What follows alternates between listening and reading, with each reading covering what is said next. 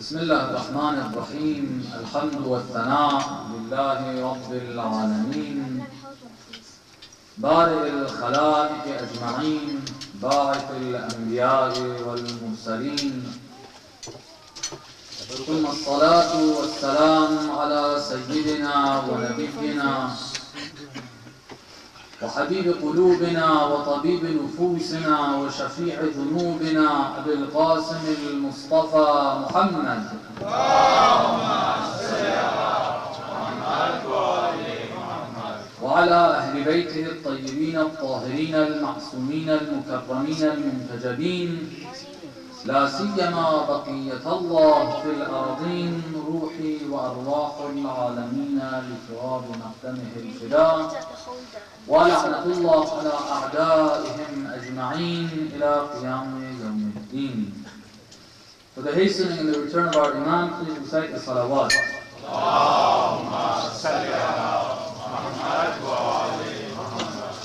For his protection and well-being, recite the second one louder.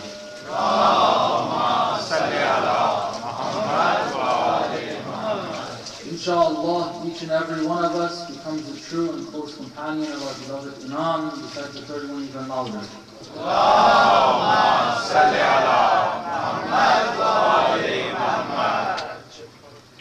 We started our talk last night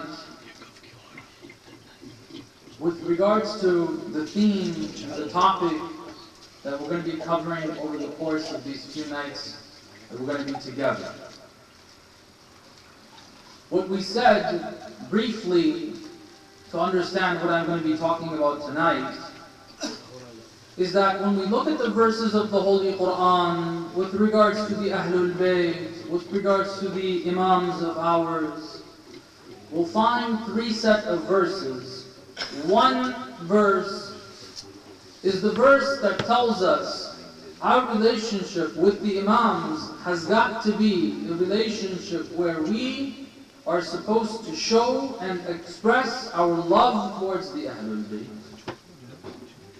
Even just having love towards the Ahlul Bayt isn't sufficient. You've got to show it. You've got to display it. Part of that is what we do in Muharram. Shedding tears, the poetry, beating the chest. These are all expressions of love, which are very important. That's one verse.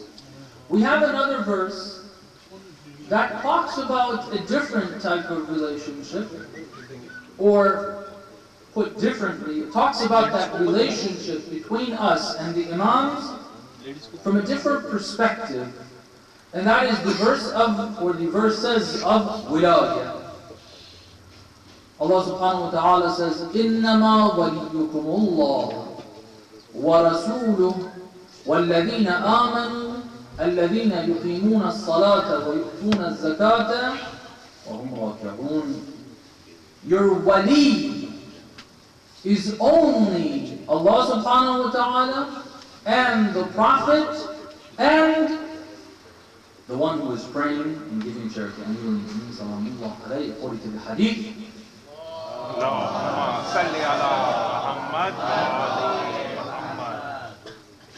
That everybody agrees upon. And the rest of the A'imma are added on to that as well. So that's a second verse. The concept of wilayah. We're supposed to have the wilayah of the Ahlul Bayt. What that means is not the focus of our discussion. That requires its own set of lectures. The third verse that we have is أَطِيعُوا اللَّهَ وَأَطِيعُوا الرَّسُولَ وَأُولِي الْأَمْرِ. You have got to be obedient to Allah, obedient to the Holy Prophet, and obedient to the Imams. This is the third relationship. Obedience. It's different. Unfortunately, we have had people in history, and even today, that have love of the Ahlul Bayt, show that love towards the Ahlul Bayt, but they don't have the relationship of ita'ah. They don't have the relationship of obedience. This is something that many of us, I may unfortunately have to say most of us, don't really have. This is where the Ahlul Bayt have struggled with their companions. The matter of obedience. The problem the Holy Prophet had with his companions, they didn't obey. The Battle of Uhud is a clear example. They lost the battle because people didn't obey the Holy Prophet. The Holy Prophet said, stand there. No matter what happens, stand there. They lost the battle because those guys came down. After the Holy Prophet, Amirul Mu'mineen was betrayed because people did not listen to the Holy Prophet when he said, your Mawla after me is Ali ibn Abi Talib. Man kuntu ana nabiyyuh fa Aliyun amiruh. Whoever I am his prophet, Ali is his Amir. People didn't obey that. When Amirul Mu'mineen spoke to the companions of the Holy Prophet, he went to them with the lady Fatima al-Zahra, salamullah alayha.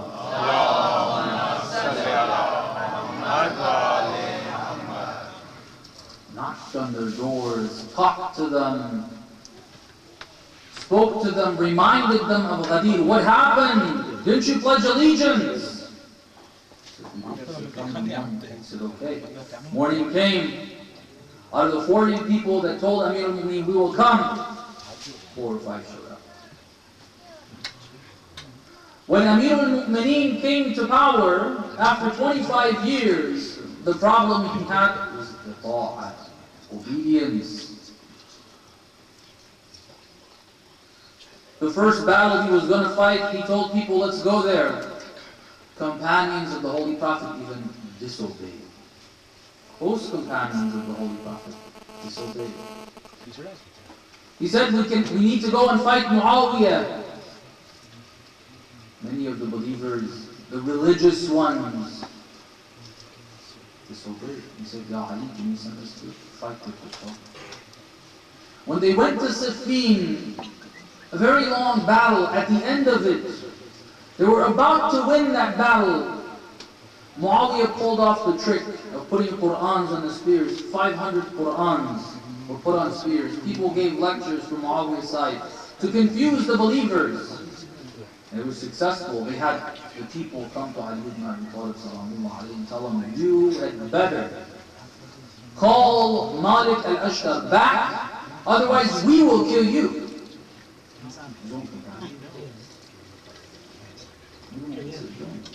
Follow this. Listen.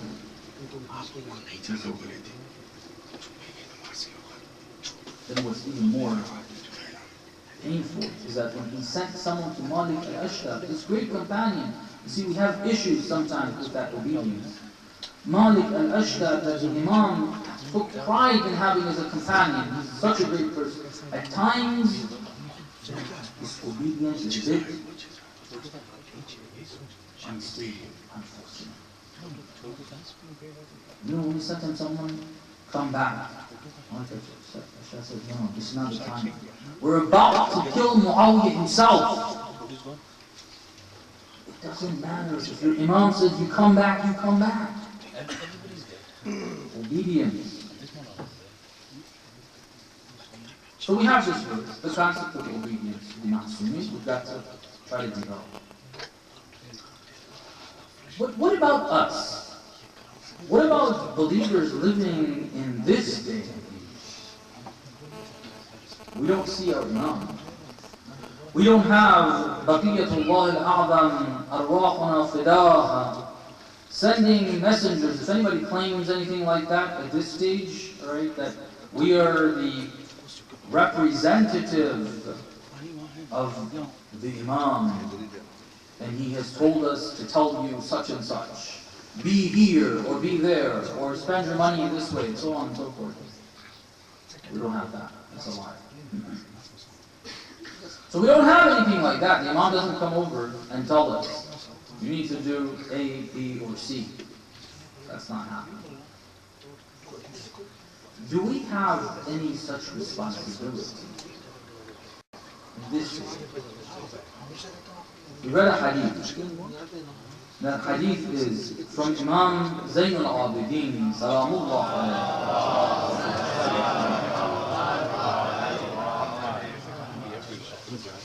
It's a very beautiful hadith. Towards the end of the hadith, the Imam talks about the occultation, the time that we are in. Something which sounds a bit good at the beginning of this passage of the hadith, and we may take pride in if we don't pay attention to, is that he says to Abu Khalid al-Kabuli, says, إن أهل زمان غيبته القائلين بإمامته المنتظرين لظهوره أفضل أهل كل زمان. Says the people that lived during the time of the occultation, and they believed in the imamah of this imam, and they are awaiting and anticipating the coming of that imam, are better than the people of all times. You read that, you start tapping yourself on the back. Alhamdulillah. We are some of those. We believe in the imamah of the imam. Hopefully, yeah? We're awaiting his coming. Hopefully, inshallah. You know what the problem is? It doesn't end. It doesn't end. There's an explanation. Why? If you want to see, if we want to judge and see if we're some of these people that are the best of all times, we have to see if that logic that is mentioned by the Imam afterwards is going to apply to us. It says, لأن الله تبارك وتعالى أعطاهم من العقول والأفهام والمعرفة ما صارت به غيبته عندهم بمنزلة المشاهدة. This is because Allah subhanahu wa ta'ala has granted them. What has He granted them? He has granted them min al-uqul, of intellect. They have more wisdom. They have a more developed intellect. Wal-afham, a better understanding. Wal-ma'arifah, better knowledge.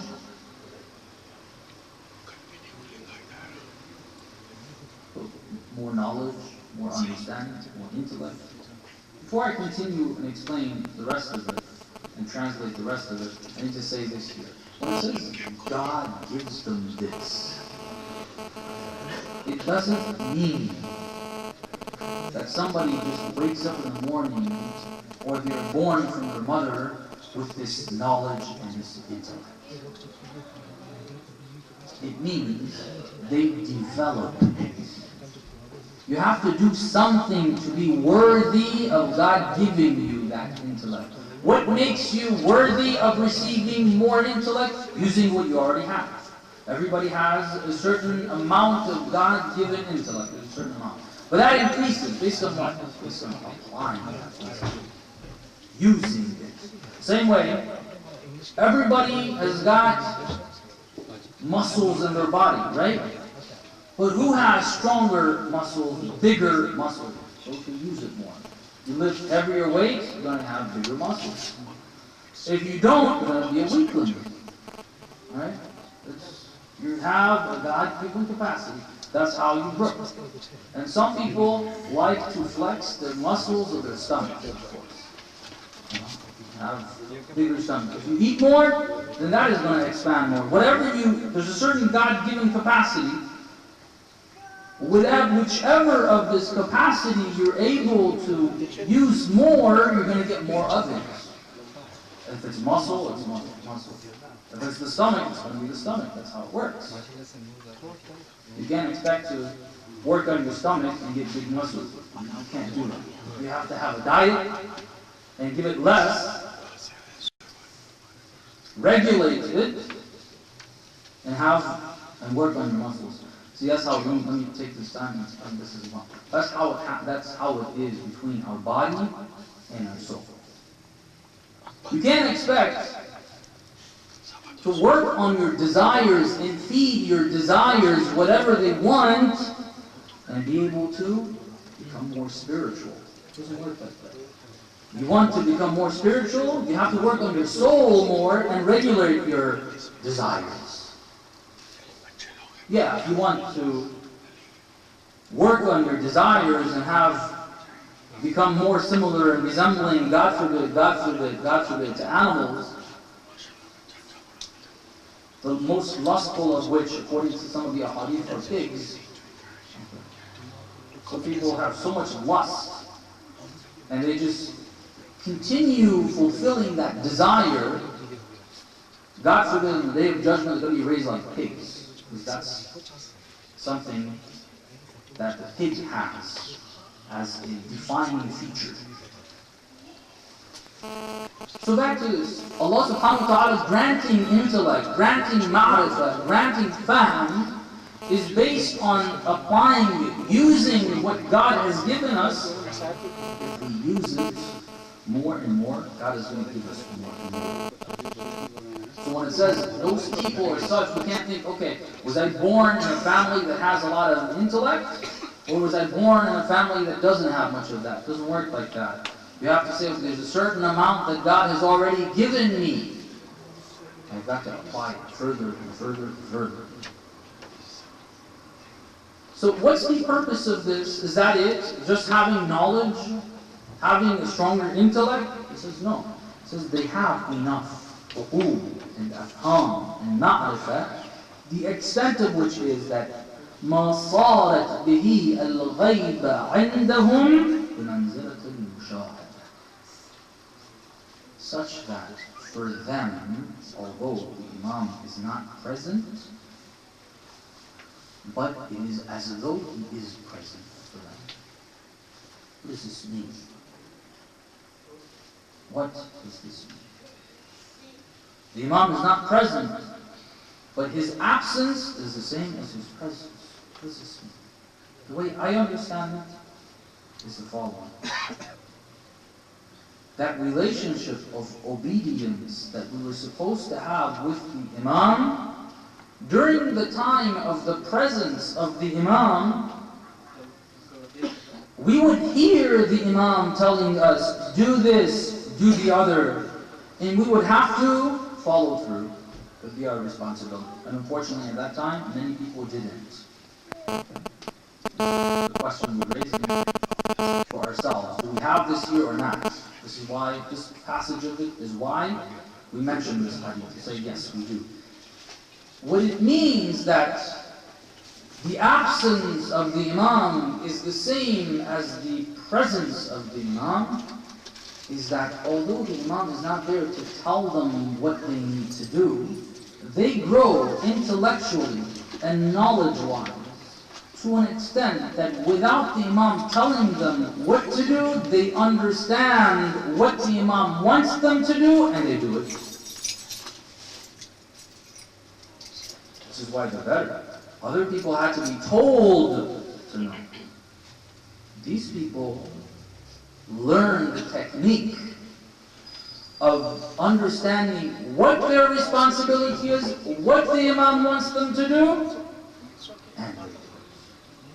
That's why they're going to be better. It's best.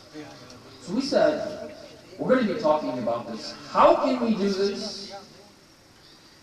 How can we know what our responsibility towards the Imam is? More specifically, how can we, in each scenario in our lives, all circumstances that we deal with, know what our responsibility towards the Imam is, what he would have ordered us if he was here? How can we identify that and follow through with it? This is what we want to talk about. In doing so, when we want to identify what the Imam's teachings would be, what his instructions would be for this day and age, for my particular circumstances, One of the ways that people may address this issue is to talk about particular instances. What do I mean by that? Looking at the history and saying, in this particular instance, in the Battle of Ahzab, the Holy Prophet sallallahu alaihi wasallam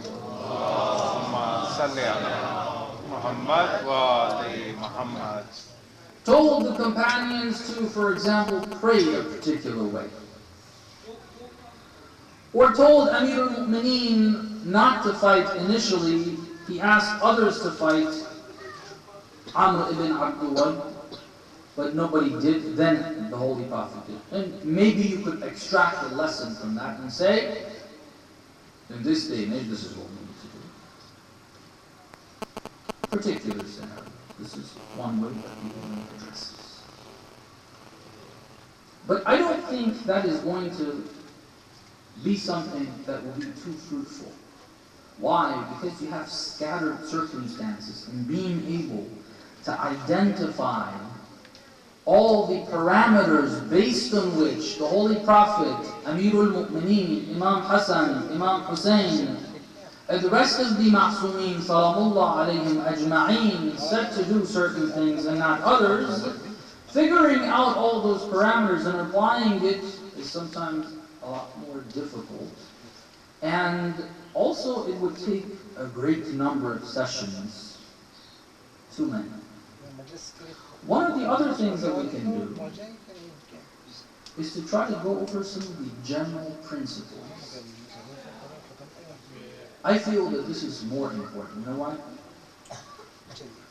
Because sometimes, because we focus on some of the details too much,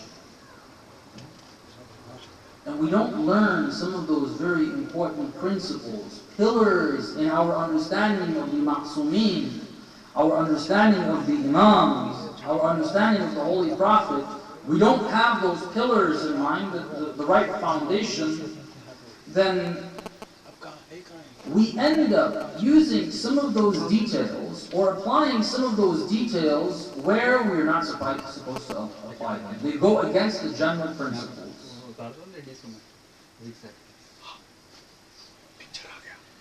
If we don't know those general principles, then we will apply them incorrectly. One small example in the time of the Holy Imams, Amir al-Mu'mineen particularly, an example that we've already talked about. How many of you would disagree that the respect of Scripture is necessary? Anybody disagree with that? The respect of Scripture is necessary. The respect of believers and the blood of the believers is necessary. One of the things that was used against the Imam Amir al-Mu'mineen Salamullah alayhi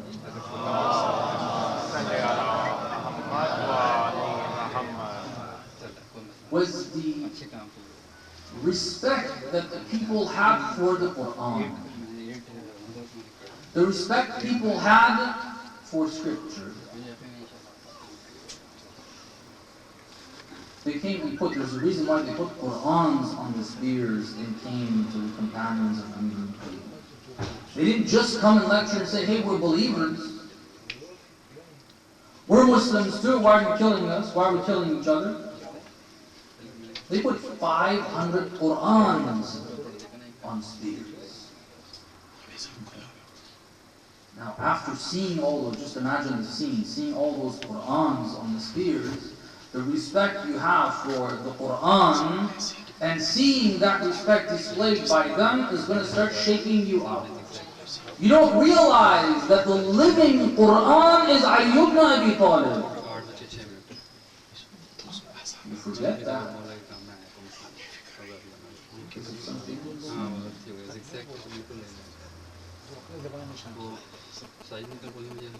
One of the things that I'm battling myself with, I should mention this example. Hopefully it will take it well.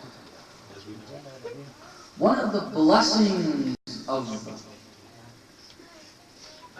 the times that we have, Allah subhanahu wa ta'ala has blessed us with, is a safe haven that Allah subhanahu wa ta'ala has given the followers of the Ahlul Bayt. If you look throughout the globe, unfortunately, in many countries, which some of those countries even have majority Shia, you still see Shias are getting killed. It was on the news. How many people got killed recently around Kaaba? I read, I think it was 40 people. In Pakistan, there's been target killings of the Shia professionals. Mass killings. They just check their backs to see if they've done Zanjir, and that's a sign. This guy is Shia. Mass killing. Unfortunately. In Afghanistan, when they attacked one of the cities, and the Shia were there, they killed them in masses. Unfortunately. This is very painful. But Allah subhanahu in Bahrain, this is happening as well. Shias fighting for the right to be able to vote.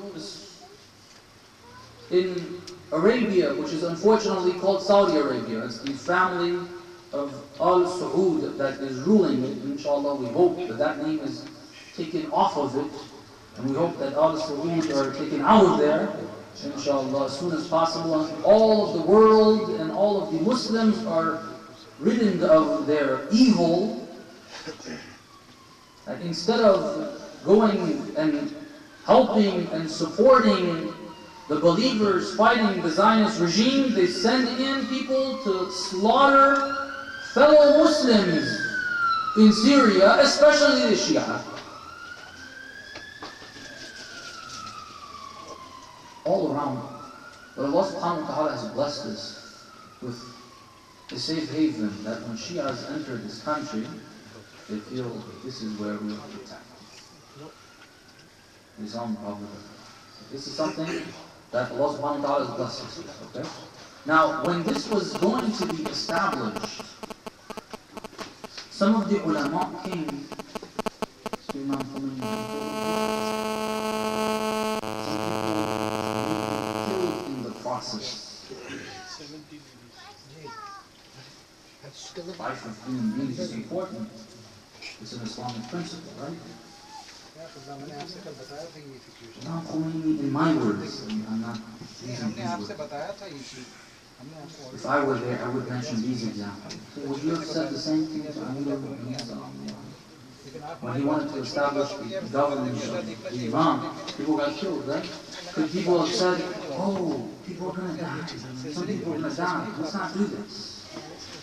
If you don't do this, you're going to have loads more people getting killed. Understand it. You have certain pillars, certain foundations in a sense, that everything else is going to be built on. If you get those right, the details will not confuse you. You know where everything fits. You have a structure. You have a framework. If you don't, then you misplace. You put this detail where you're not supposed to put it. So talking about the general principles is more important than talking about some of the specifics. The first general principle I'd like to talk about with regards to the Ahlul Bayt, something that we need to understand. A very important one. And we'll see some of the implications. Some examples. One of the very important features or qualities of the Ahlul Bayt and the movement of the Ahlul Bayt, the Holy Prophet and all the Imams and the Lady Fatimatu Zahra Salamullah alayhim ajma'een, is that what they considered important is haqq. The truth. This is very true. I'll state some verses and hadith. I'll start with something which is very fundamental. These are just examples so we can start getting into this subject. Say salawat, please.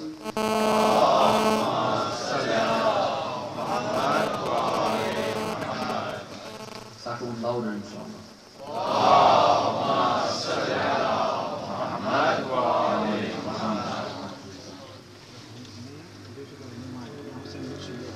Allah subhanahu wa ta'ala in the Holy Quran teaches us, and we should take this, that the reason why we should believe even in God, the reason why we believe in God is because He is the truth. Allah subhanahu wa ta'ala in Surah Hajj verse 6 says, أعوذ بالله من الشيطان الرجيم ذلك بأن الله هو الحق. That is because God is the truth. We don't believe in God because we want to believe in Him. We don't believe in Allah because we want to believe in Him. Because we like something. No, the reason is He is the reality. He is the truth, and we're just identifying that truth. Faith, against what some of the Christians say, faith is not a matter that we can't understand, you just have to believe in it. No.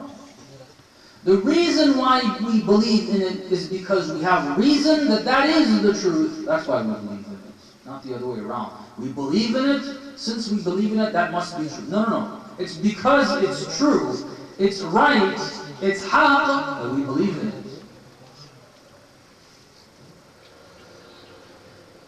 So something that profound, belief in God, according to some, that's the most important thing. Even that is based on following the haqq. Identifying what is haqq and following.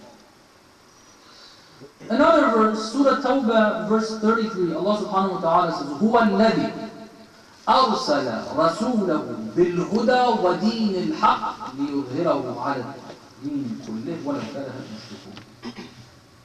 The reason why we follow the religion of Islam is not because mom and dad believe in it, not because my forefathers believed in it. It's because this religion is the true religion. It's because the teachings are based on what God, the Creator, has given us. He has said, look, I who have created this whole system am telling you, if you want to have a good life in this world and the hereafter, do these things. Following religion is because it's haqq. Praying, we pray 5 times a day because that is truth. That is the right thing to do. That is the beneficial thing to do. Fasting is done because that is haqq. Hajj is because it's all, these things are all haqq. They're all the truth. That's why we do them. They're not just rituals that are baseless.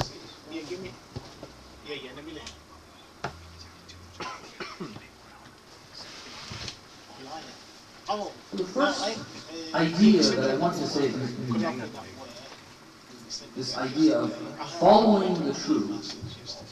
The first point related to it is to identify something which seems maybe at first glance pretty obvious, but unfortunately we find that it becomes very complicated. And that is that there is an absolute truth. There is an absolute truth. What do we mean by that? There are some who believe in the relativity of truth.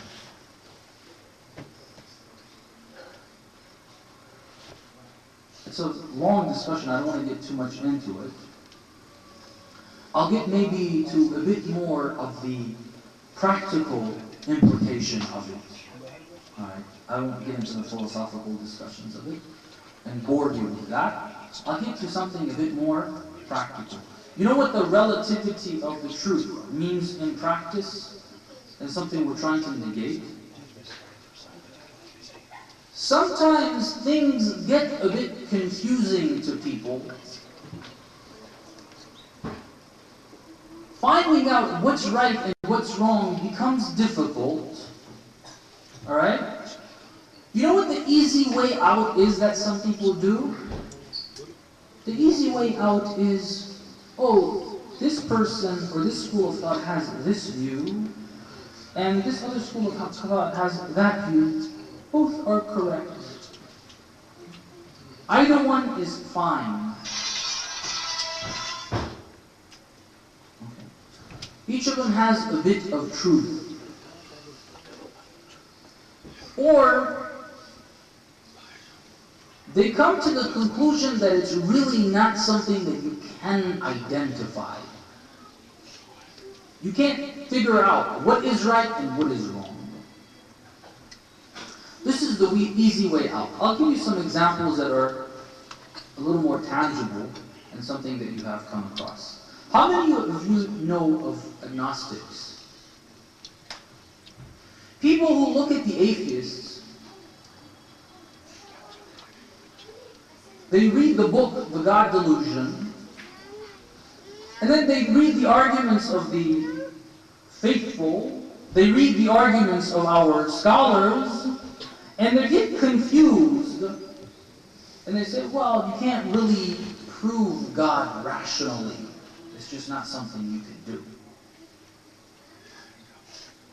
The problem is the person hasn't had the capacity to understand what's right and what's wrong. Instead of saying, okay, we need to spend a bit more time, let's try to find this, they just relieve themselves of that trouble and say, this could be true, I don't know which one it is, I'll just leave it. That's one example. Another example is, I was discussing with certain individuals the matter of imamah. Okay. I mentioned this example. I don't know if you've come across people like this, but it's something that's very possible for it to happen. You have people like this. They look at the evidence for imamah. They look at the evidence against imamah.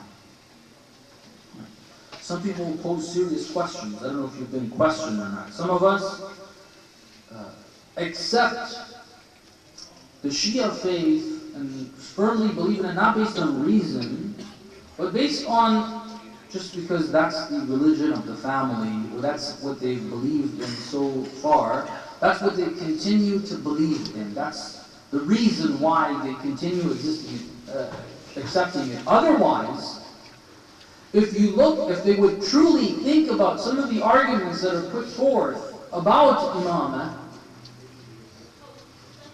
they would have serious problems trying to understand that, trying to refute those arguments. Some people put some serious arguments up. All of them have answers, but sometimes they're pretty serious arguments. For example, one of the most serious ones that I think we need to find answers for, each of us for themselves. There's definitely plenty of answers for it, but something for us to think about. If it's the case that the Holy Prophet sallallahu alaihi wasallam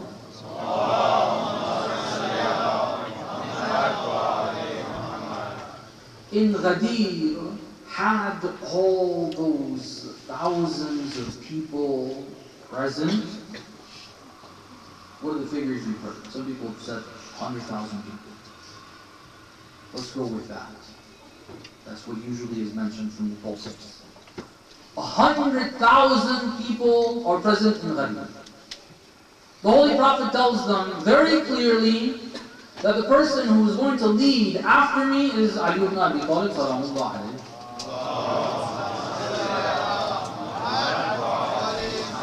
How long does it take between Ghadir and the demise of the Holy Prophet? Who knows? Ghadir is on 18th of Dhul Hajj. After Dhul Hajj is what month? Muharram. You have 12 days at most. Let's just give it that many. 12 days until the beginning of Muharram. And then you have another month, Muharram, that is 42 days. And then 28 days of Safar. Basically, roughly 2 months and 10 days.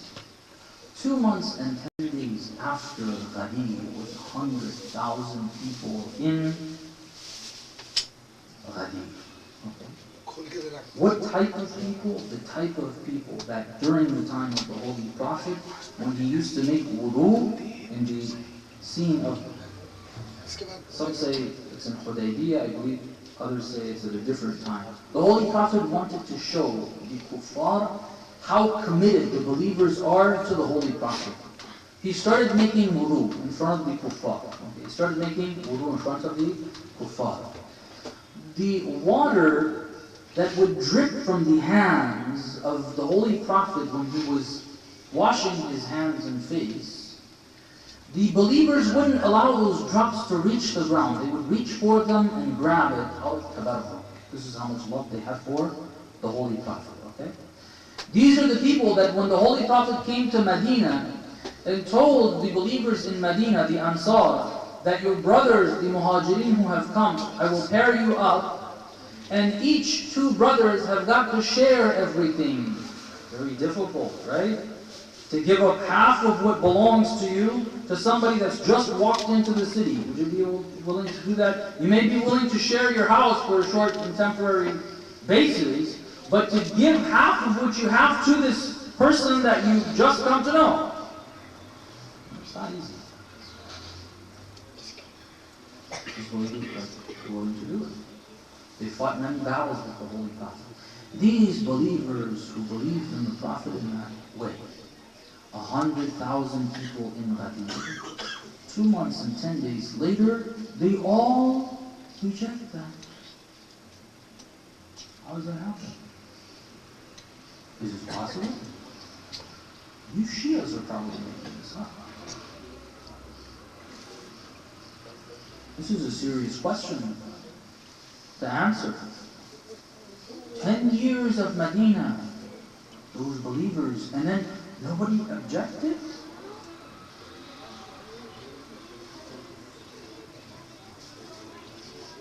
They see these arguments, then they see what the Shia say, and some people are like, well, I don't know if this is right or this is wrong. Who cares? I don't want to be this or that. I'm just Muslim.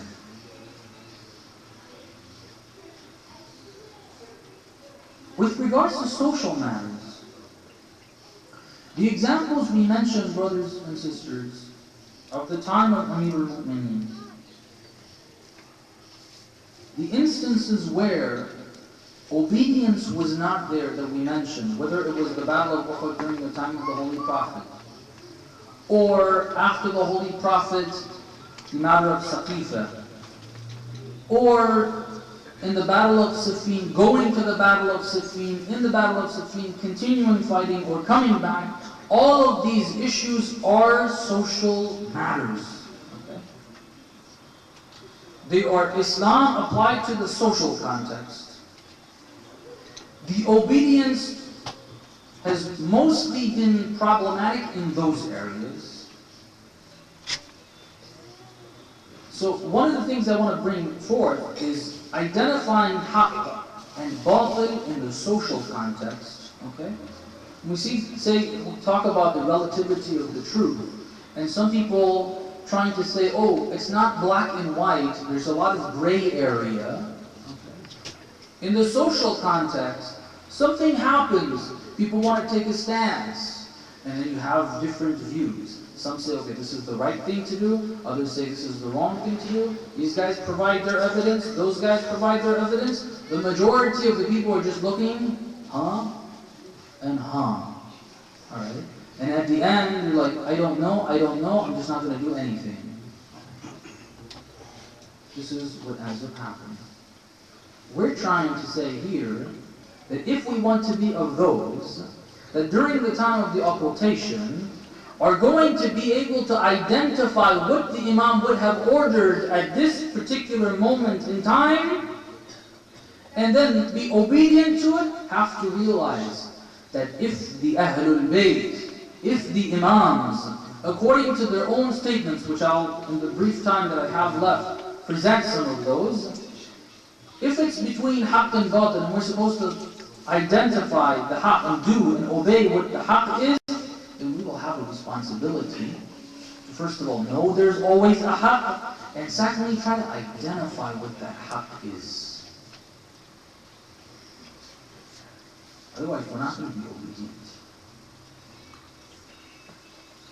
Let me give you some of those statements. Recite salawat, please.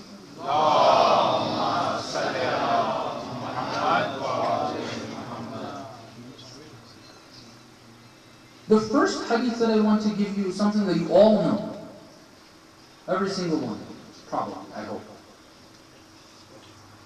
It's a famous saying of the Holy Prophet with regards to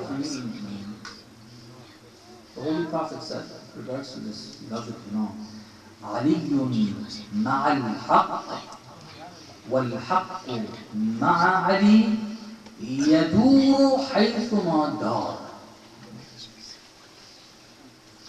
Ali is how you identify haqq. Okay. Again, it's haqq we're looking for. Ali is Ali because he is always with haqq. What Ali does is haqq. You want to be with Ali, you have to be with haqq. If you are with Ali, you are with haqq. Both those statements are true. Right? This is first. But another hadith which is very important about that idea of gray area. You have black, batil, falsehood, and you have white, which is haqq. And then usually they say there's a lot of gray area here. They condemn people who see things black and white. Right?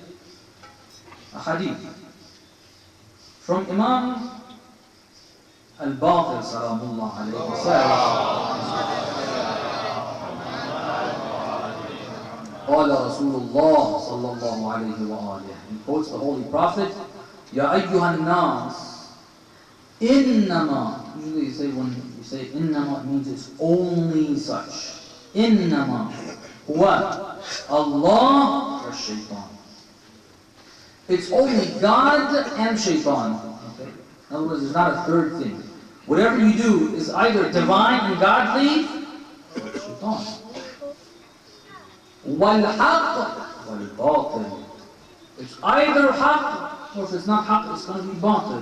You don't have this thing that is neither haqq nor batil. Don't confuse yourself. Okay? There is haqq and then there is batil. If you haven't been able to figure it out, don't confuse everybody else by saying there's something that's neither nor. No, it's either haqq or it's batil. What you need to do is try to figure out which one it is. وَالْهُدَى وَالضَّلَالَ. All these mean the same thing. Allah is haqq, shaitan is the symbol of batil. And he said haqq and batil, then he says al-huda wal-dalala. Guidance and being misled.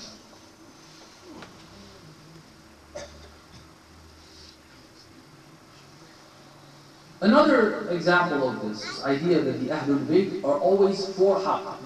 The principle is identifying haqq and following it.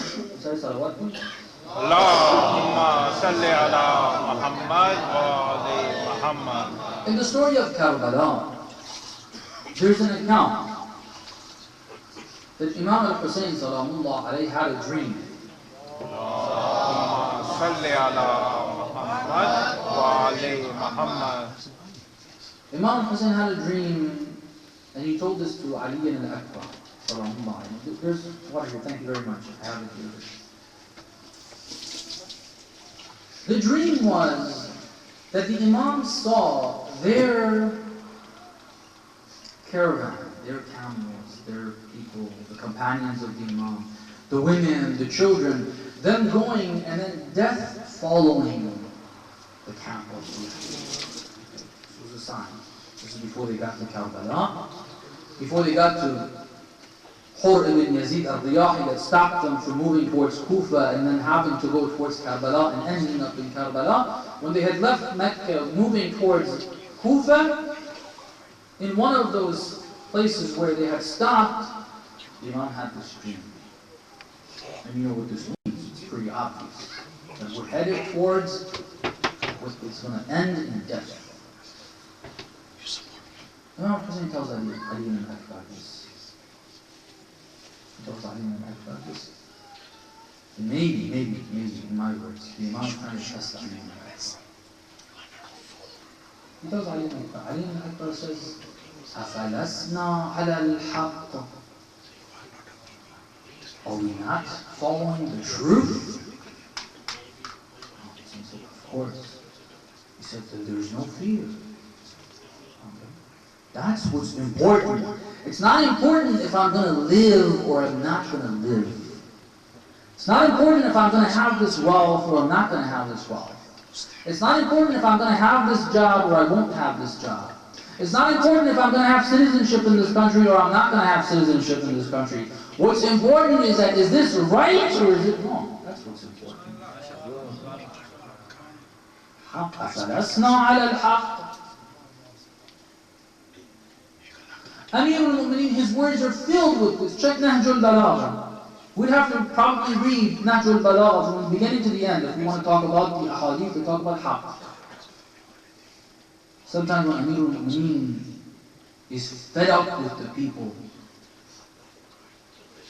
he tells them, if you were united on your haqq, the way the people of Muawiyah were united on their batil, I wish you, God forbid, this is so painful, I wish you were like them.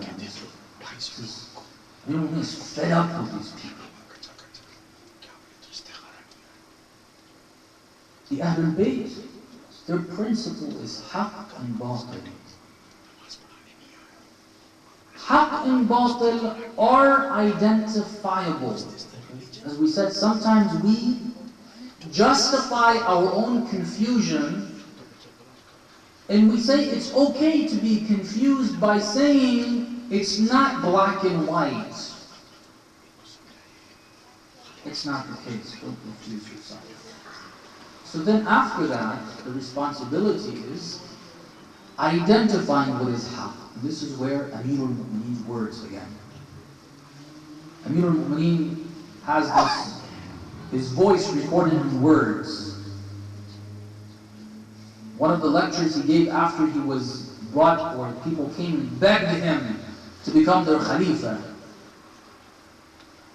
He said, the only ones that will bear with me are Ahl al-Sabr wal-Basar.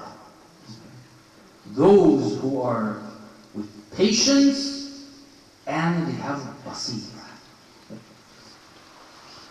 Basira is identifying haqq. This is a responsibility. The hadith we just read from Imam Zayn al-Abidin salamullah alayhi, that God is going to give these people, the best of the believers of all times, is going to give them that intellect and so on and so forth, that ma'rifah. What is that ma'rifah? That is basira. Basira has two dimensions to it. Very briefly, and I'll end with this. We'll continue tomorrow. One dimension of basira is knowing our religion better. Okay? Because religion is based on the verse that we just read. وَالَّذِي أَرْسَلَ رَسُولَهُ بِالْهُدَى وَدِينِ الْحَقِّ. Religion is the haqq. It tells us what is right and what is wrong in every scenario. It's there. The problem is, we don't want to study it. Here are a list of hadith, brothers and sisters, from the Imams. One of them is scary. It's either from Imam al-Baqir or Imam al-Salih. It says, I wish. Say salat, please.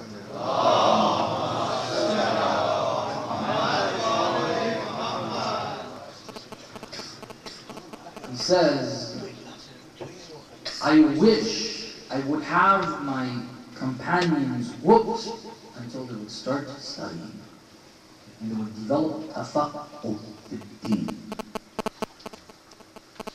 deep knowledge of the religion. is a great responsibility, brothers and sisters. We have got to go and learn, not just come and sit down in a lecture and listen and get up and leave. We have to study this. How can we be the followers of Imam al-Baqir and not study religion? And this is what he said.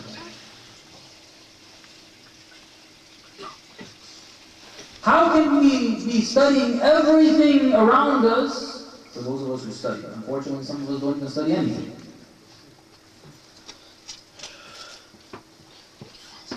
But those of us who study, they put their effort in studying everything except for religion. Why?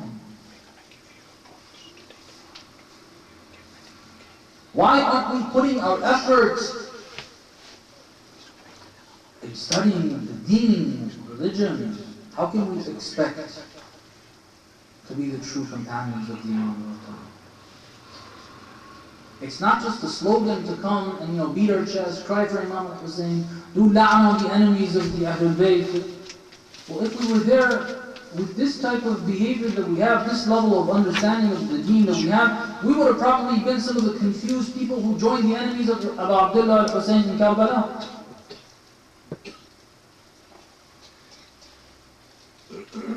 This is without exaggeration. Why don't we study the deen?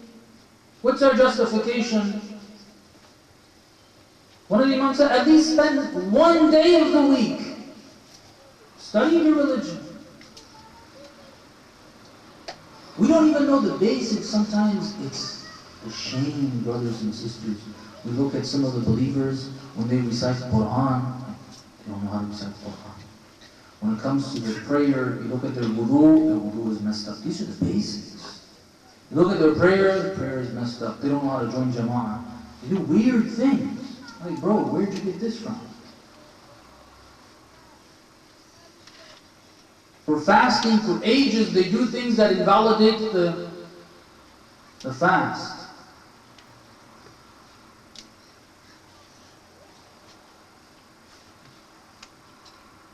It was one of the Mu'ammaneen went to a village and he was talking about the ahkam of fasting. And that village didn't have any showers and it was winter. Okay. So if anybody needs to perform ghusl, it's pretty difficult, right? It's winter, freezing cold, and yeah, there's a stream, but you can't really in the middle of the night go there if you need ghusl before fasting. So he asked them, so how do you guys do ghusl? They said, well, if it's a legitimate janabah, then you don't need ghusl. And if it's adultery or fornication, then the person deserves it. Let them go to the cold water and do the ghusl there. So, halal does not require ghusl. Some basic information, where do you ghusl, where do you tayammum?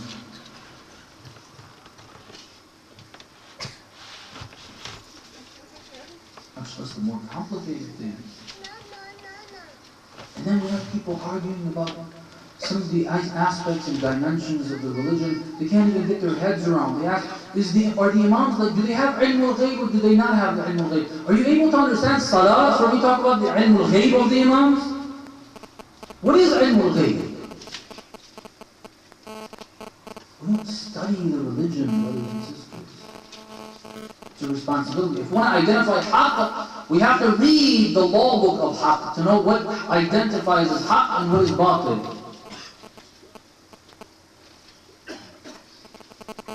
And one of the things that happens in these circumstances is that not identifying what the haqq is from the religion. If the people had identified Amirul Mu'mineen as the haqq, if they had studied and learned that, when Ali said, I am telling you, continue fighting, forget their Qur'ans, they would have listened.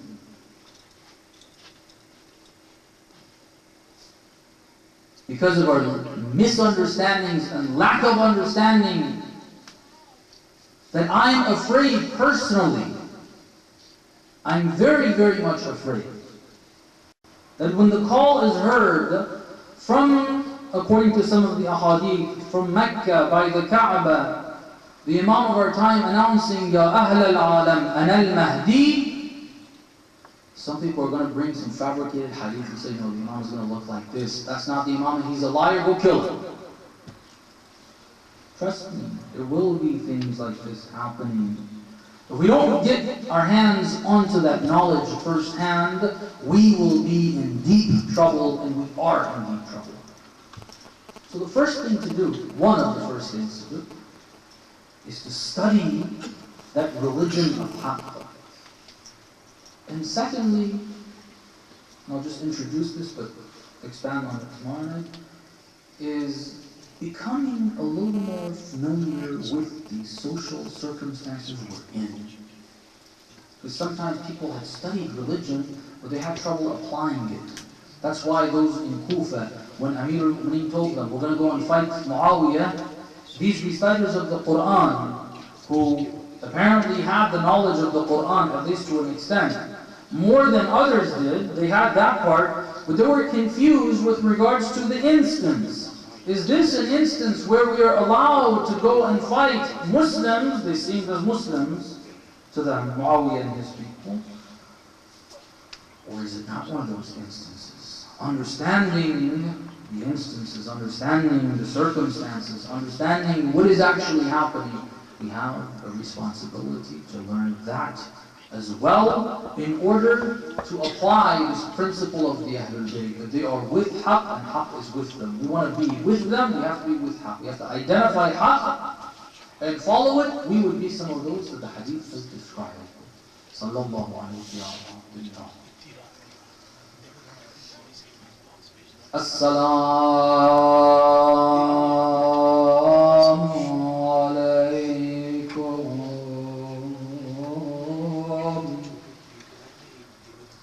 يا أهل بيت النبوة وموضع الرسالة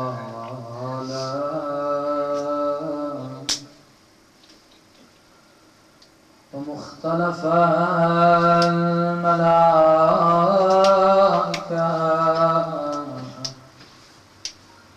ومهبط الألواح ومعادن الرحمة وخزان العلم ومنتهى الحلم. May Allah's peace and blessings be upon you.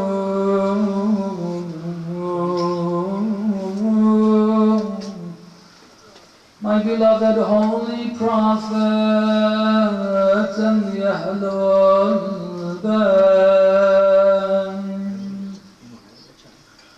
May Allah's peace and blessings be upon you. It was in your homes that Allah subhanahu wa ta'ala blessed us with guidance and revelation. May Allah's peace and blessings be upon you. Angels descend upon you, day in and day out, seeking permission before entering upon you. Sallallahu alayka ya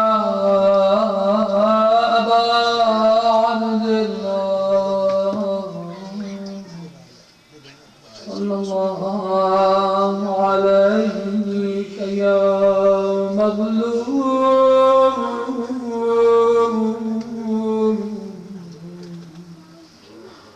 sallallahu alayka ayyuha ash-shaheed bi Karbala atshana.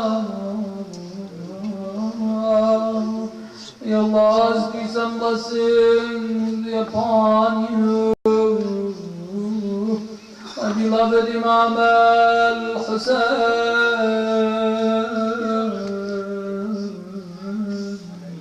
May Allah's peace and blessings be upon you. It was in May Allah's peace and blessings be upon you. My beloved oppressed Imam, the Imam that was slaughtered by the shores of the Euphrates, while his mouth was dry of thirst. Sallallahu alayhi.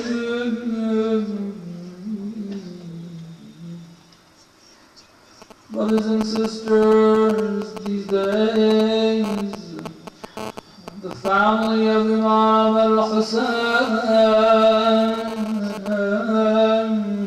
is traveling to Kufa.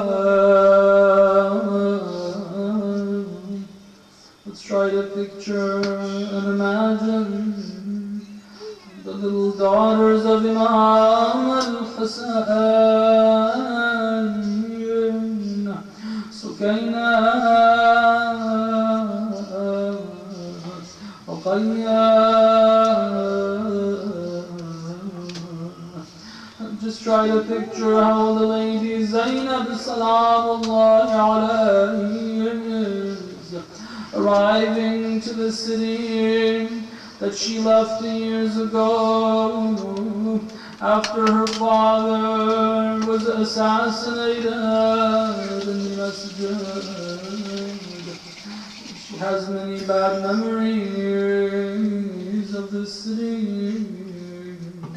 Now she's coming in as a war captive. Maybe some children gathering stones and throwing it at the family of the Imam. But the most painful scene, brothers and sisters, is in the palace of Ubaydullah ibn Ziyad al-Mal'un. They say,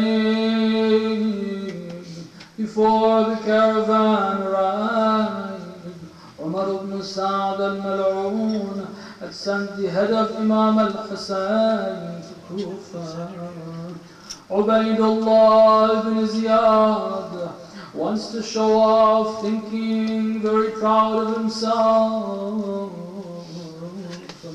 having the noble and beautiful head of Imam al-Hussein before him.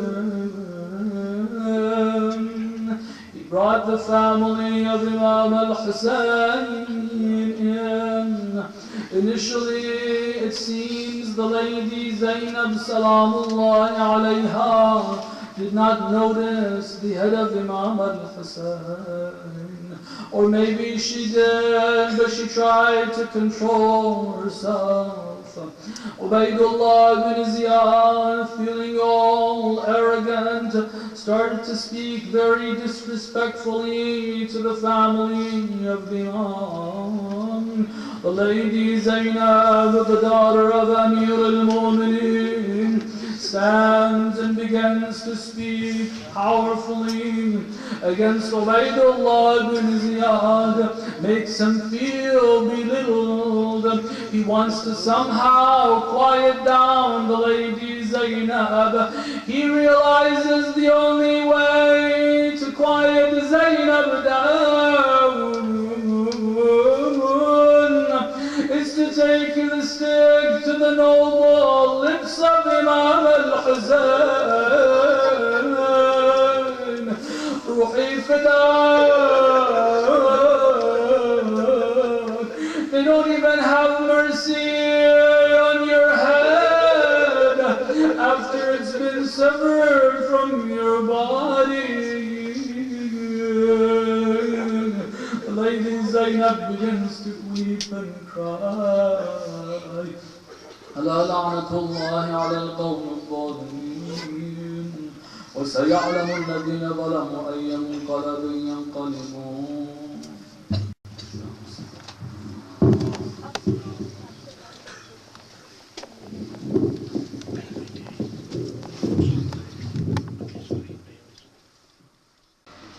الله الرحمن الرحيم الحمد والثناء لله رب العالمين بارئ الخلائق أجمعين باعث الأنبياء والمرسلين ثم الصلاة والسلام على سيدنا ونبينا وحبيب قلوبنا وطبيب نفوسنا وشفيع ذنوبنا أبي القاسم المصطفى محمد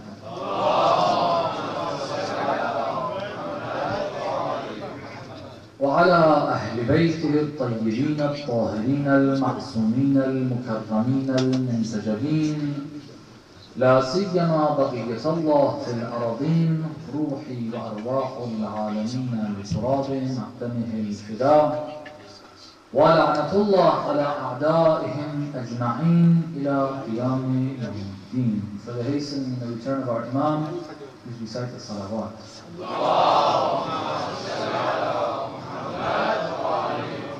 For his protection and well-being, a second louder.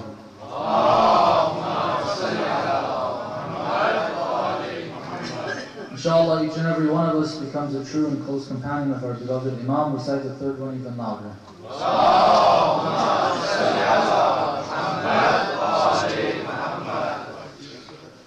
We have been talking about a very important and relevant topic and discussion related to us at this time of the occultation of our beloved Imam. And that is, if the believers during the time of the presence of the Ma'soomeen had an issue with being obedient to the Imam of their time, which was a serious issue, that was what the Holy Prophet and the Ahlul Bayt were struggling with. People didn't follow their instructions. The question was, what about our day and age? What about our time? What happens to our obedience to the Imam? Is there something called the obedience of the Imam of our time for us? We're not seeing him. We don't speak to him in a way where we can hear responses. We can't ask him, is this right or wrong, and be confident of a response, because that's the disadvantage we have. The people as a whole have decided that they do not want to be worthy of having their Imam amongst them, because they cannot protect him. They don't want to be obedient to him. So if that's the case, then the Imam is not present for us to have these conversations with him, to ask him what's right, what's wrong, for him to command us and tell us what to do and what not to do. So in that case, do we have such a concept or not? He said, based on the hadith of Imam Zayn al-Abidin, salamullah alayhi,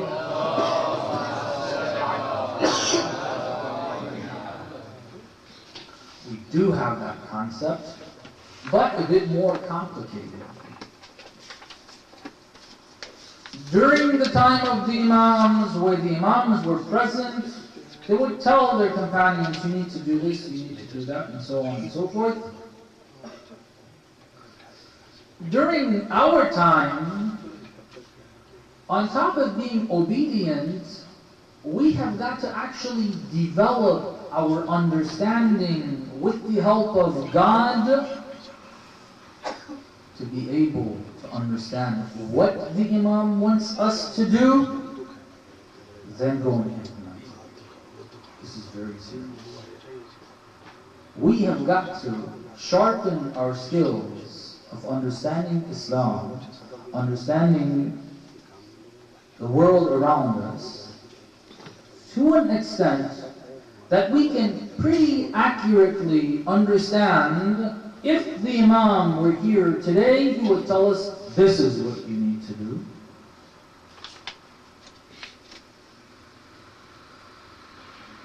So we said, in order for us to develop those skills, which is something that we need to do, each of us, and collectively, we want to study the Ahlul Bayt. By studying the behavior of the Ahlul Bayt, by studying what the Imams have done, what the Imams stood for, where the Imams decided to be hard on something, where they loosened up, where they condemned, where they supported, where they fought, where they accepted truce,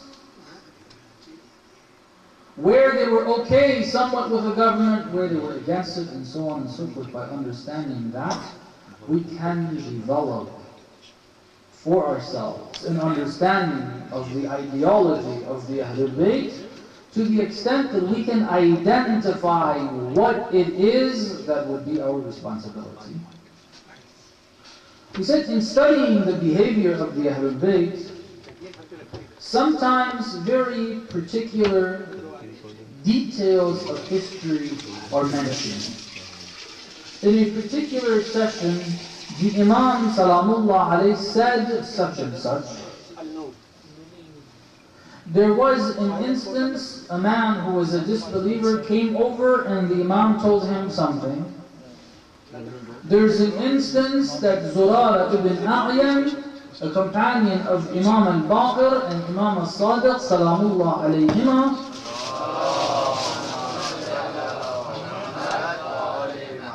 has a discussion that turns into sort of a debate with regards to the status or the view we have of Ahlul Sunnah, those who do not believe in the wilayah of the Ahlul Bayt. How are we supposed to view them? There is a debate. So it's a time where you focus on these particular instances. We said we don't want to discuss the behavior of the Ahlul Bayt from that perspective. We want to try to find some very important pillars in the understanding of the Ahlul Bayt. The most important priorities for the Ahlul Bayt, so that when we hear those details here and there, or when we want to behave in a particular way, in a particular instance, we judge based on those general principles and guidelines and see if that detail that we are told fits within this or it doesn't. A lot of times we're told about certain details, we can't verify them. This is important. You can't verify the information that has been given to you because you don't have the means to do so. It's something related to a particular discussion of history, for example. We just got asked today, a brother was asking, I have heard, this is the brother saying, somebody said that the account that Abu al-Fadl al-Abbas salamullah alayhi went into the Sharia and picked up some water and took it close to his mouth but didn't drink it and dropped it. I have heard that this account is not an accurate account. Or we hear other things that happen. So he's asking, is this something that is correct? Is it not correct? Well, if you're told one way or the other, being able to do research and figure out, is it the case, is it not the case, is many times difficult. We don't have the tools to do that. But what's important is, if we develop these general principles, what it does is, we know within those boundaries, within those limits, within these red lines, if there is some intricate detail that there is a difference of opinion, this scholar says this, that scholar says that, okay, it doesn't make too much of a difference. We're not going to go to hell or go to paradise because of this difference. We're not going to be disobedient to the ma'sumeen because of this little intricate difference. Sometimes we know those details, we don't know the boundaries. And therefore, we get persuaded that a certain idea is correct or is acceptable by the Ahlul Bayt, whereas it goes completely against those principles. If we have those principles, I may not know ilm al-rijal, I may not know history, I may not know fiqh, I may not know philosophy, I may not know tafsir, but if I know some of these standards, these pillars, these red lines, I can say, okay, I don't know 100%, which book says this or the other, but this goes against one of those principles, therefore this cannot be true. I'm not an expert in history, But this cannot be true. Why? Because it goes against this principle. That's why we want to talk about, and we started talking about these principles. The first principle that we talked about of the Ahlul Bayt is the principle that the movement of the Ahlul Bayt, the livelihood of the Ahlul Bayt, is based on haqq, dividing different events, incidents, what happens around you, into haqq and batil, truth and falsehood. And what's important is to always make sure what you're doing is haqq, it is the truth. We discussed that a bit. We mentioned some verses of the Holy Quran where the reason why we believe in God is because He is haqq. We don't believe in Him and say, since we believe in Him, then that must be true. No, we look into it, and because the fact of the matter is that Allah subhanahu wa ta'ala is our creator, we should believe in Him. And we can determine that. We can figure that out. We can argue for it. The reason why we believe in this religion is because it is هُوَ الَّذِي أَرْسَلَ رَسُولَهُ بِالْهُدَى وَدِينِ الْحَقِّ لِيُظْهِرَهُ عَلَى الدِّينِ كُلِّهِ. This is a religion of the truth. Sometimes people confuse themselves, or they get confused. They're not able to distinguish between haqq and batil. They're not able to identify what is being said as being true or false. Because they can't identify it, they say, you know what? It's actually not black and white. There's gray area. There's certain things that are not haqq or batil. Well, this is confusion. Read the hadith. Now, we came to this stage. We said, we need to identify. We have to learn the skills of identifying what is haqq, what is batil. One of the skills of understanding what is haqq and what is batil is studying Islam itself. This is the deen al-haqq, right? Whatever is in Islam is haqq, right? So if you want to figure out what's haqq and what's batil, one thing you need to do is to study Islam. And this is something we don't do. I'm not going to repeat that line. I think emphasize on it enough. It is something we have got to take upon ourselves with all the difficulties that exist in this arena. Yes, we don't have too many books that have been translated to English. Yes, many of the translated books are very poor in their English. You have to read one page 50 times before you can get your head around what is being said. Yes, that's the case. There are problems there. But that doesn't mean you give up and say, oh, other people didn't do their share, so I'm not going to do my share of it. No, I have got to struggle. Find ways of being able to study my religion. We've got to do that. There's a responsibility that the scholars have. There's a responsibility that the Hawza has. There's a responsibility that those who have studied Islam in the centers of knowledge have. But that doesn't mean others don't have a responsibility. Everybody has a responsibility. Everybody has a responsibility. We read the hadith on that. The other area that needs to be worked on in order to identify haqq from batil, and this is also an area that many of us are struggling with. In fact, in history, it's something that plenty of times the believers struggle with, is not just learning Islam, but understanding the current affairs, understanding what is actually going on, being able to determine truth from falsehood in the news, for example. When they try to persuade you that something is right where it's batil, and something which is batil and invalid and untrue and a complete lie, straight out lie, they try to feed it to you as truth. You have to be able to identify that and be able to tell that this is haqq or it's batil. One problem we have amongst us is being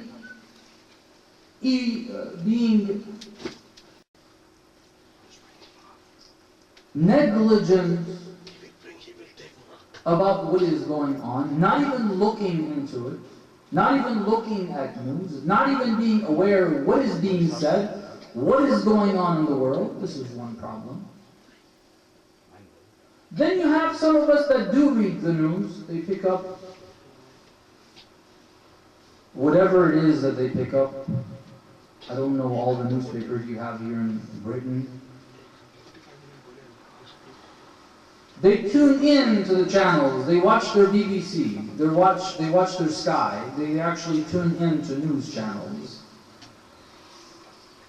And they have deprived me, by the way, of some news channels in these Western countries that are supposed to be. There's supposed to be freedom of speech, freedom of expression. You are boycotted. You're not allowed to listen to or watch something like Press TV. Okay? You're prevented of that. Right? Ever asked the question, why is that the case? Why is it that the cartoons against the Prophet are okay? There's freedom of speech. But if you want to say Islam doesn't accept homosexuality, there's no freedom of speech. They'll boycott you. You'll be considered an extremist.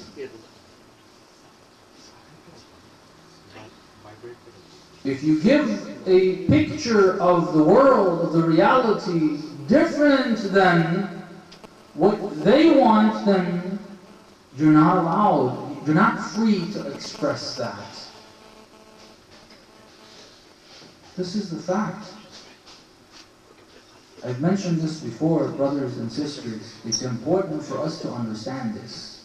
You know what the problem of the people of Sham was? Usually we classify the people of Sham to be kuffar. Okay? So people that were with Muawiyah, with Yazid, that came over. People of Muawiyah that came over with Amir al-Mu'minin fought. These guys were all kuffar. We haven't studied that, brothers and sisters. That's not the case. Those people actually thought that they are believing in the Prophet, they are believing in Allah, they are practicing Islam, which a lot of what they did was similar to us. Why do you think the believers, the followers of Amir al-Mu'minin, failed to follow instructions on the last days of the Battle of Siffin? Because these guys were actually praying as well. They were reciting Quran as well. They were quoting the Holy Prophet as well. You know why they came over and fought Amir al-Mu'mineen qurbatan ila Allah? They thought. And Amir al-Mu'mineen corrected them. One of the things we're not told, we don't hear as much on the pulpits, is there were people from Sham that came with Muawiyah to fight Amir al-Mu'mineen. In the battlefield, they realized that Ali is haq, and they came over. Why? The question of why the people thought Muawiyah, may Allah curse him for all the evil that he did. They came and followed him against the son-in-law of the Holy Prophet, the brother of the Holy Prophet, the first of the believers. Why? Because Muawiyah controlled their minds with propaganda. They controlled the minds with propaganda. Our circumstances living in the West is very, very similar to Sham. We don't have direct access to the ulama. They even tell us what the ulama say. They'll have somebody with a turban on their head come over and say, oh, this is what the ulama say. And we're like, oh, you must know something.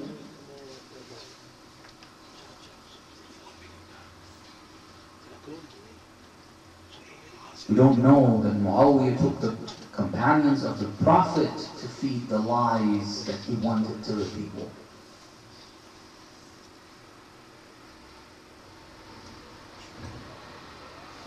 He got the companions of the Prophet to make up lies. You and I now, today, sitting here, are thinking, well, yeah, we never believed that all the companions of the Holy Prophet are great people anyway. But that's because you don't understand the circumstances. It's exactly the way we sometimes deal with people that we trust as being representatives of religion, whoever they may be. We have certain people that we think are very religious, and they tell us this is how it has to be. They come up on TV or whatever, and they tell us, and that's it.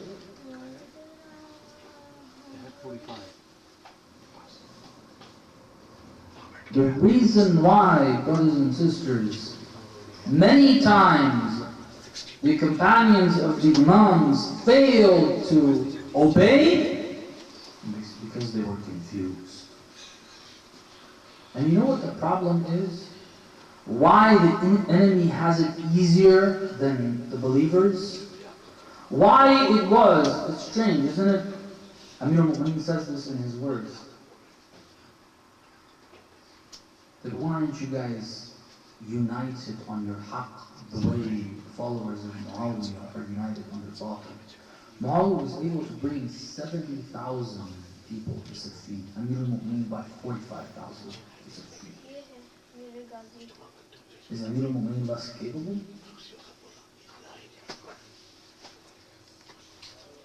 Because Muawiyah easily lies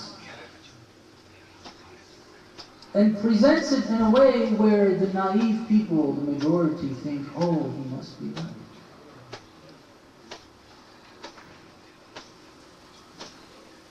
And then for the believers, you know what all he had to do? All he had to do was to confuse believers. He didn't have to sell the idea that he's right to the people of Iraq.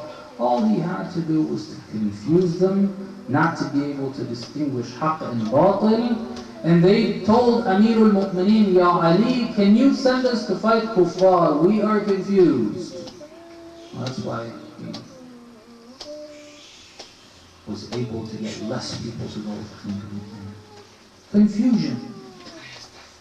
The enemy of Islam does not have to convince you that haqq is batil. All they have to do is confuse you as to whether or not haqq is haqq or it is batil. All they have to do is that. We've got to learn skills from this. If the Ahlul Bayt, one of the principles in their ideology, in their conduct, in their lives is following haqq, then we have got to study in theory what haqq is and in practice what haqq is. This was one principle. The second principle of the Ahlul Bayt, the life of the Ahlul Bayt, in their personal lives, in their social lives, in their encounters with people, in why they did what they did, some very serious questions that we'll find some answers maybe based on this. The second principle is that what's most important to the Ahlul Bayt is the deen, is the religion. Before we understand what is meant by this is the most important thing compared to what, let's try to understand what deen is, what religion is. Sometimes what we mean by deen, by religion, is the book of God, the teachings that Allah subhanahu wa ta'ala has given people, the ahadith, the sayings of the Holy Prophet, the sayings of the Ahlul Bayt. All these teachings, if you gather them all together in one package, you call that entire package the package of deen. This is religion. It's not an incorrect usage of the word, but that's not what we mean here. What's most important for the Ahlul Bayt isn't the deen, like this package that exists. The most important thing isn't to have a book printed in Saudi Arabia this day and age and distributed for free, that this needs to be there. This isn't the most important thing. It's not the printing of hadith books and making that available, although that's good. I'm not trying to say that that's bad. But what we mean by the importance of the deen, religion, isn't this, isn't the Quran itself. A book. Amir al-Mu'mineen saw those Qurans on these spirits, said this is only paper. This is only paper. And ink. Is this the reality of the Quran? They put on the spears and you get confused. They're using Quran to go against the Quran. They use the words of the Quran and interpret it in a way today that goes against the teachings of the Quran. This is not what is meant by the deen. What is meant by the deen here? What is meant by the deen is the deen that is in people. That is what's most important. Let me give you a verse of the Holy Quran so we can understand it. Maybe.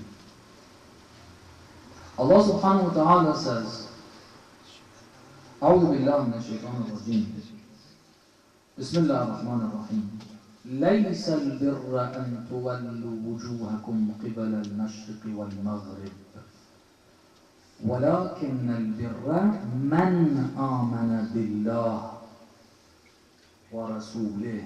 And it continues. The rough translation. This righteousness isn't turning towards the east or the west. Let me give you the context of this verse. This is one of the verses that has been revealed by Allah subhanahu wa ta'ala with regards to the change of Qibla. Initially, the believers used to face Masjid al-Aqsa, Jerusalem. Until a certain time, Allah subhanahu wa ta'ala in Medina told the believers, now you face Masjid al-Haram. When that change occurred, before it occurred and afterwards, there was a lot of debate between the believers and the Jews. The Jews raised a lot of questions related to this in Medina. There are a number of verses that have been revealed on this topic in Medina and Surah Al-Baqarah. In this verse, Allah subhanahu wa ta'ala says, look, the direction of praying in this direction or the other direction, this instruction, isn't righteousness. What is righteousness? See, the emphasis that the reason why I'm using this verse is this. It says al-birr, not al-barr. Al-birr means righteousness, not a righteous person. Okay. When you talk about deen, religion, you think of concepts many times. You think of Quran, verses, hadith. This says, look, righteousness isn't praying in a direction or praying in the other direction. Righteousness is the person that believes in Allah and the Day of Judgment and the prophets, and it continues on. You can have the best, most beautiful prints of the Quran. You haven't preserved Islam. So if you want to preserve Islam, you got to preserve Islam within people. That's the preservation of Islam. So first step is the deen that we're talking about is the deen that lives in a person. The religion that emanates from the person, the beliefs that people have, the practice that people have, that is the deen that we're talking about. This is the first step. Now when we talk about people's deen, people's religion, what do we understand of this? Many times we make the mistake of considering the deen to be the outward expression of deen. Okay? What do we mean by the outward expression of deen? The outward expression of deen is prayer, fasting, hajj. Right? These are all outward expressions. It's what you can see. How do you tell a person is religious? religious or non-religious. Sometimes if it's a brother, it's the beard. Or if it's a sister, it's the hijab. Okay. If you see that, you're thinking, okay, this person is probably religious. If you see them praying, it's another sign, okay, this brother is religious, the sister is religious. If you see them fasting, okay, this is a believer. This is how we identify deen. The reality of the matter is, brothers and sisters, that this is not the essence of the deen. This is not the core of the deen. The core of the deen, that's why the verse started in that way. I'll make use and make reference to the verse again. Allah subhanahu wa ta'ala says, ليس البر أن تولوا وجوهكم قبل المشرق والمغرب ولكن البر من آمن بالله واليوم الآخر. It's the beliefs. It is the inner part of faith that should emanate, that is going to have that outward expression.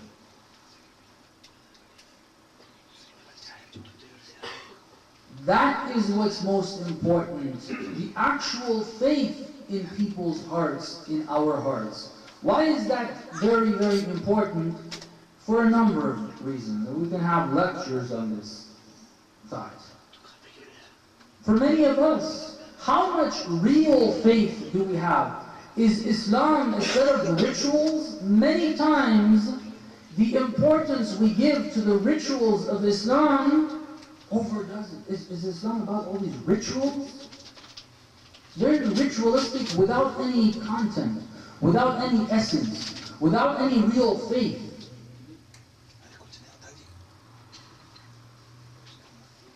Islam is just facing a direction and saying Allahu Akbar, saying this word, bending this way.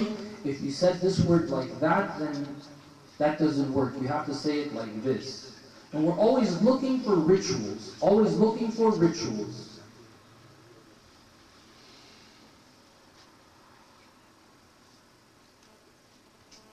What is the essence of this?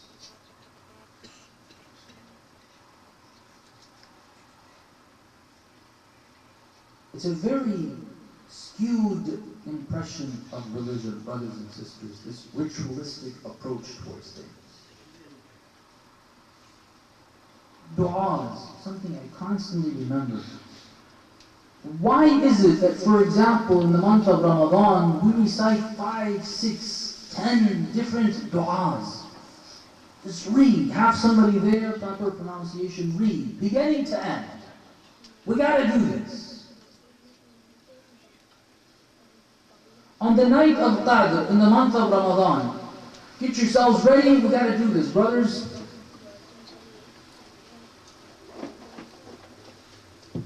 سبحانك يا لا إله إلا أنت الغوث الغوث خلصنا من النار. Just going back and forth like this. And there's a competition. Who can do it faster? Because we got the 6 days or 7 days or 10 days or whatever number of days of qada prayers. And if you don't do it, Ramadan is not going to come to an end. You have to do this. There's going to be bloodshed. I asked, where did the Imam say this?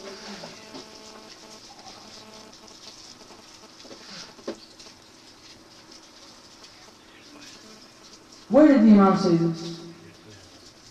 This type of reading of dua, and so many du'as, and people are forcing themselves to stay up and to do this. Is this really what we're supposed to be doing? Where's the essence of it? Where's the spirit? Where's the connection? Do 2 words, but get connected, is worth tens and hundreds of dollars. Have a connection. Ask God in those words. You don't even understand what the dua is saying. You don't understand what the dua is saying, brothers and sisters. قو على خدمتك جوارحي واشدد على العزيمة جوانحي وهب لي الجد في خشيتك. Khashya, I have got to have this khushu' and this khashya in my heart. I need to feel the presence of the divine and ask in this dua to be serious about this, and I follow the instruction of the divine. I want to feel that. And you just read, especially towards the end of the Quran, everybody just counting the minutes. When is this going to come to an end so we can get up and leave? Rituals are not the essence of Islam. That's the mistake that people at the time of Amir al-Mu'mineen made. They saw that the Khawarij, if you guys would have seen the Khawarij at the time of Amir al-Mu'mineen, you would have seriously had doubts. You would have seriously had doubts. They were best at the rituals. They were best at the rituals. Huge marks of sujood on their foreheads. Long sujoods, verses of the Quran memorized. Ask him a question, they'll throw a verse at you. It says Ibn Abbas, Abdullah ibn Abbas, who is known for his tafsir. A lot of the quotations we have in our tafsir books that are hadith from the Holy Prophet come from this man. When he went to discuss matters with the Khawarij, he came back. Amir al-Mu'mineen sent Ibn Abbas, Abdullah ibn Abbas, for a reason, because he's a bit more knowledgeable. When he came back, he said, every verse I recite for them to convince them of the truth, they respond with the verse. This is why Amir al-Mu'mineen told him, do not debate with them with the Quran. Debate with the Sunnah of the Holy Prophet. Talk about the conduct of the Holy Prophet. These guys were best at rituals. Deen is not rituals. Deen is not how many prayers you do. If it doesn't have the spirit of prayer, it is worthless.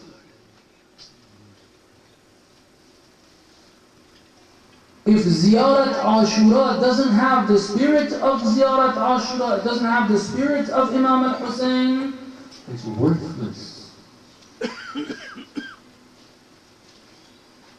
If the Matam doesn't have the spirit of Imam al-Hussein, it is worthless. Imam al-Hussein would be condemning it.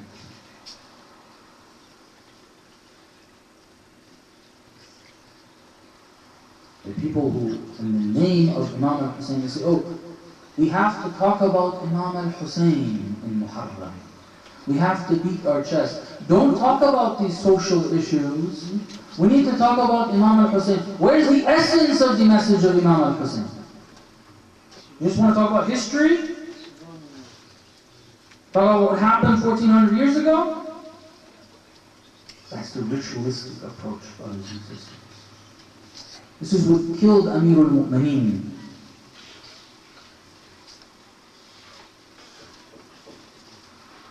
Deen, brothers and sisters, this is most important. So we got the understanding of what deen is in the hearts of the people. There's got to be this thing. It's not a ritualistic thing, there's the actual deen. Actual belief in one God.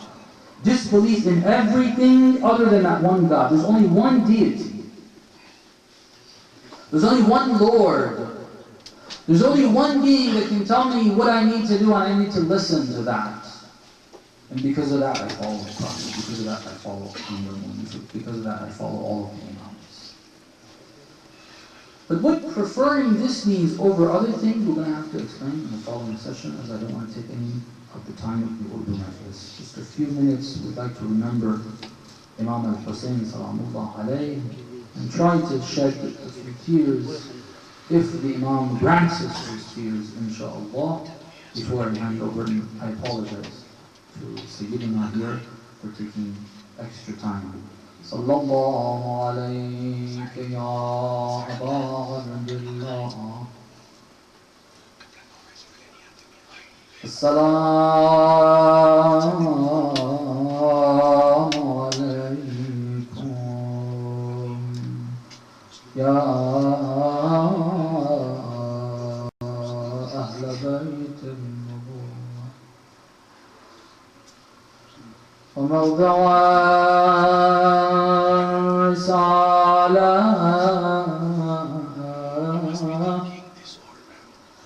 ومختلف الملائكة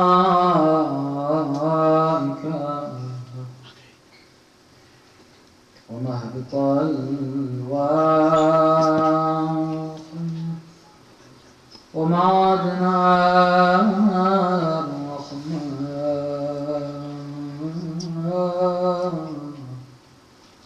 وخزان الغيب.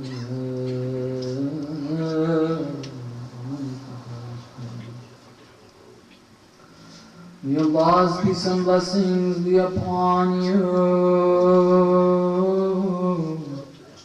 my beloved Holy Prophet of the Ahlul Bayt. May Allah's peace and blessings be upon you, in your homes that Allah subhanahu wa ta'ala blessed us with guidance and revelation. May Allah's peace and blessings be upon you. Angels descend upon you day in, day out, seeking permission before entering upon you. Sallallahu alayhi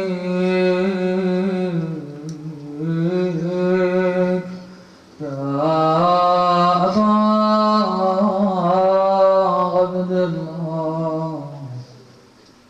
Sallallahu alayhi ya مظلوم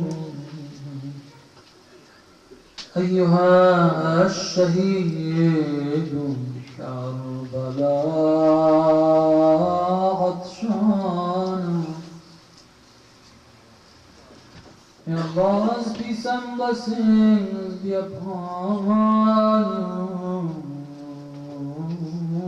you, my beloved Imam al-Hussein.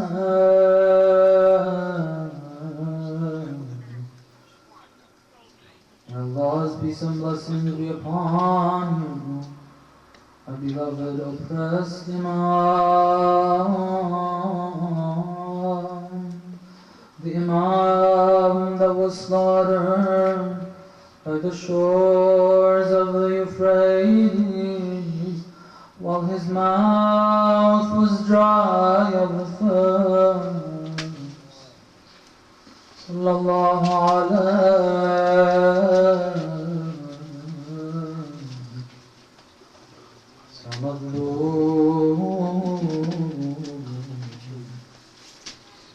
What I want to remind us tonight is about the family of the Ahlul Bayt. These days the family of Imam al-Hussein is going through much hardship and difficulty.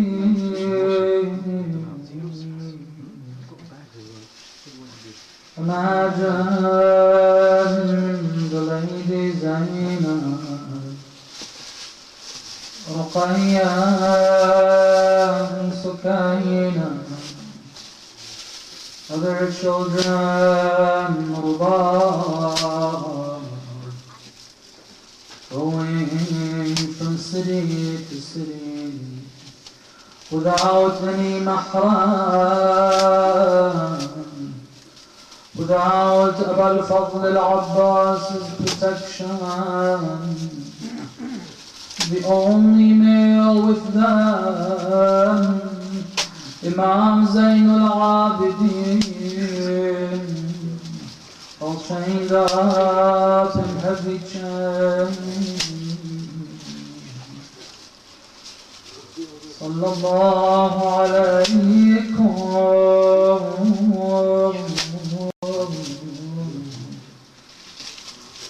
Ya Mazlum. We don't know if this is recorded in history or not, but it's something that just picturing that history must have happened. Imagine the young daughters of Imam al-Hassan, Sukaina, and other younger ones. Have you seen the attachment of a daughter to their father? If their father leaves for a short period of time, they keep asking their mother, "Mother, when is our father coming back? When can I see my father again?" Imagine these little ones going to their auntie Zainab, "Ya Amma, Ya Ammatan, Ya Zainab, I haven't seen my father for a number of days. What has happened to my father?" This is to an extent understandable. Imagine the pain that it brings to the heart of Zainab to constantly hear this.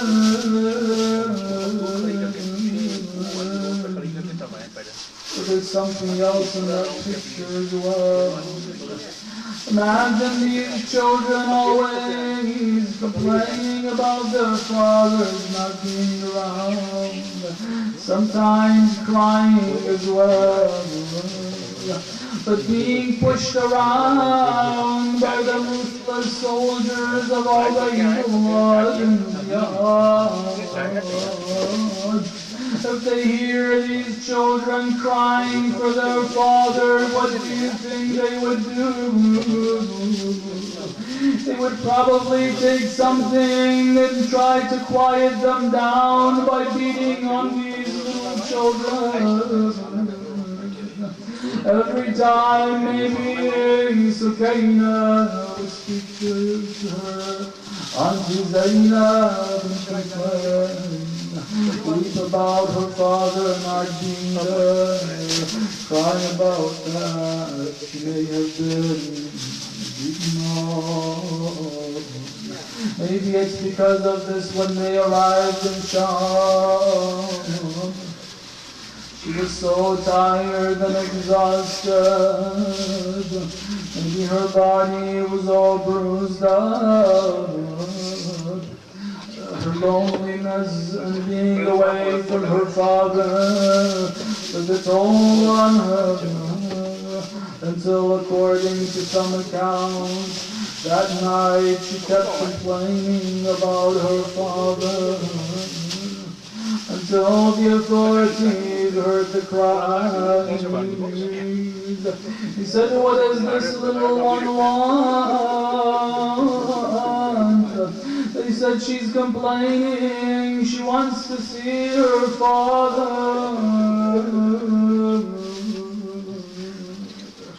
He said, "Well, why don't you give her father?"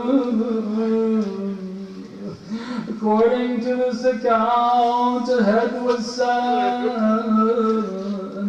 to the ruins that they were keeping the Ahl al-Bayt.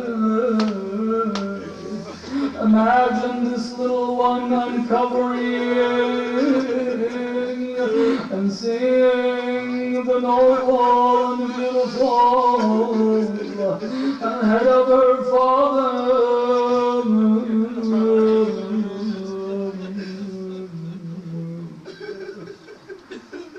who's thrown stones at your forehead.